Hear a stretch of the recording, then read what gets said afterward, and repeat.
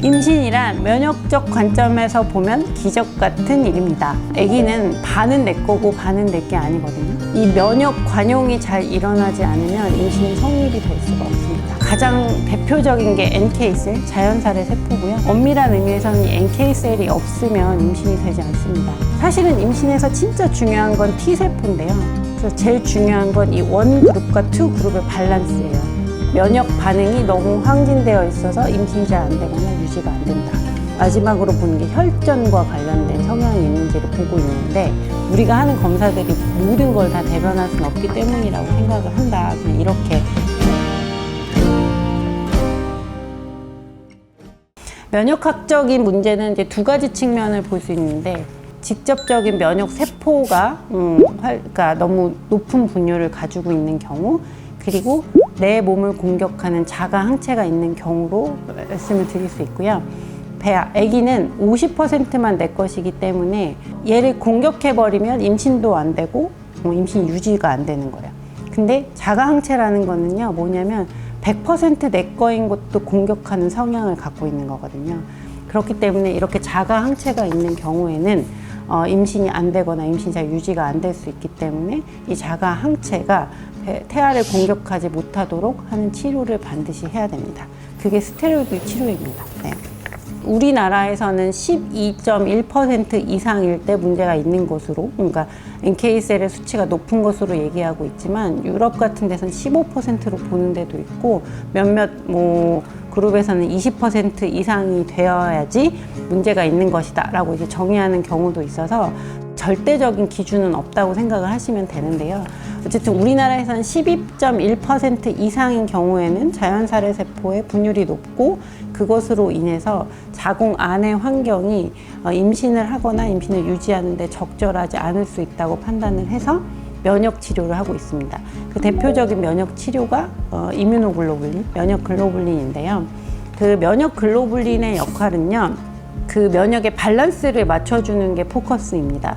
아까 제가 자가 항체가 있을 때 하는 치료는 그 항체가 공격을 못하도록 하기 때문에 면역을 완전히 억제하는 치료고, 그 대표적인 게 스테로이드 치료인데요. 근데 이 면역 글로불린이 사실은 되게 비싸요. 그래서 원래 원칙은 환자의 몸무게에 따라서 계산을 하는 거고요. 일반적으로 여성의 몸무게가 50kg 이상인 경우에는 20g 정도를 쓰는 게 맞는데요.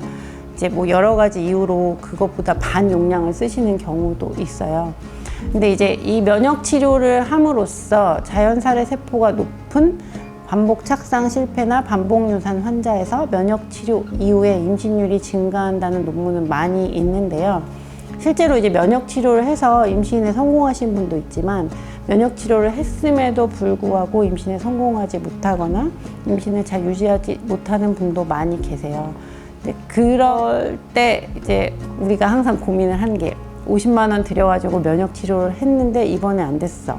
그러면 다음에 이식을 할 때 면역 치료를 할 것인가 말 것인가가 굉장히 고민이 되는 상황이에요. 이해되시죠?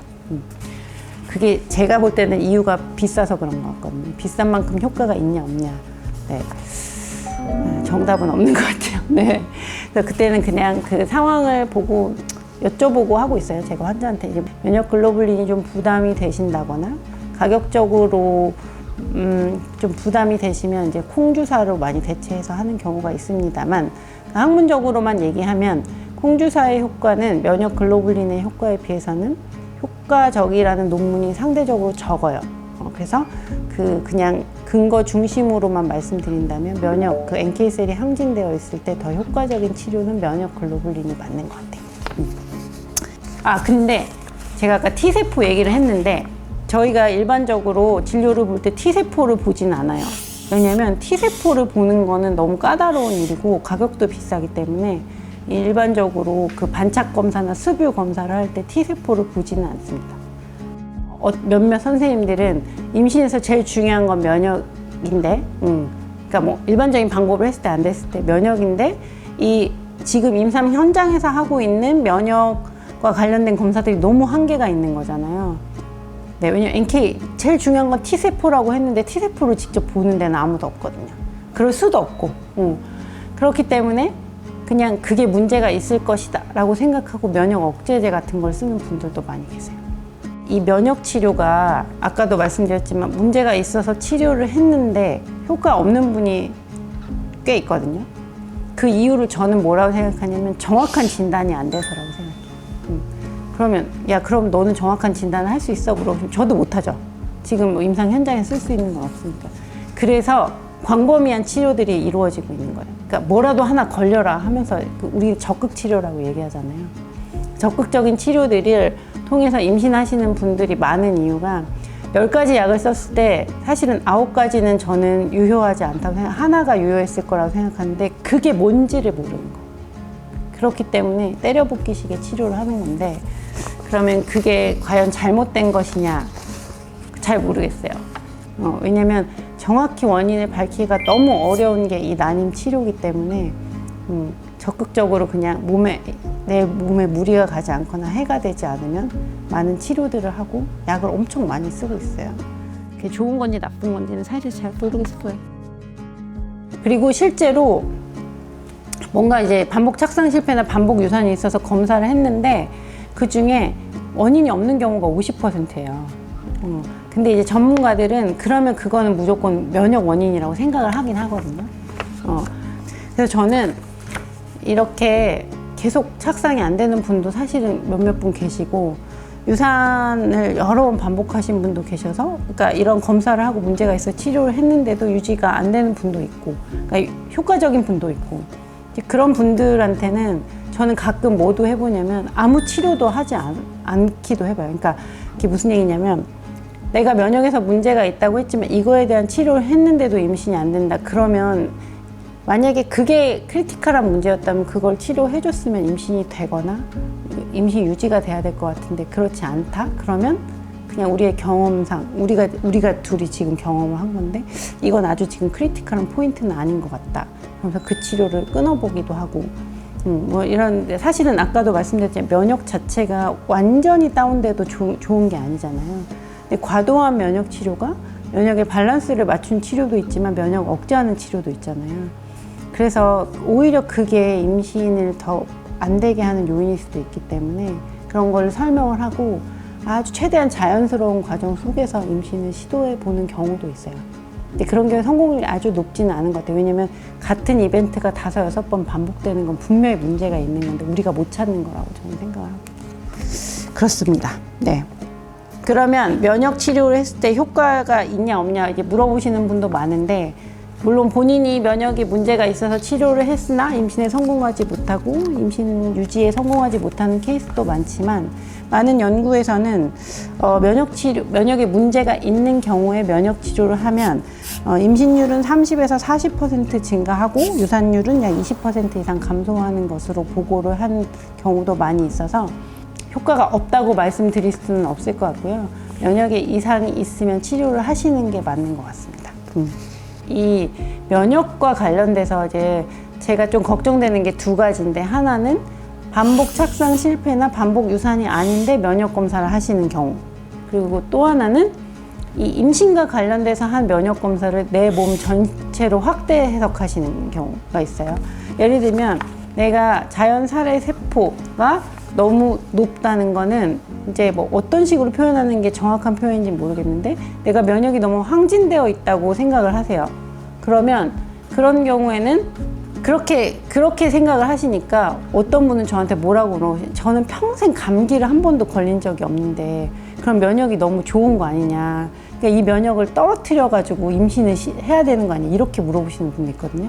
근데 그거는 저는 맞는 얘기는 아니라고 말씀드리는데 이게 그냥 임신의 입장에서 보면 그런 건데 이걸 내 전체로 확대 해석하실 필요는 없고 이제 그런 분들한테는 감기 한 번도 안 걸린 건 건강한 거고 좋은 거예요. 그냥 이렇게 말씀드리거든요. 그리고 또 하나는 혈전 얘기는 안 했는데 이제 우리가 반복 착상 실패나 반복 유산 때 면역 검사 외에 혈전 검사 같이 하잖아요.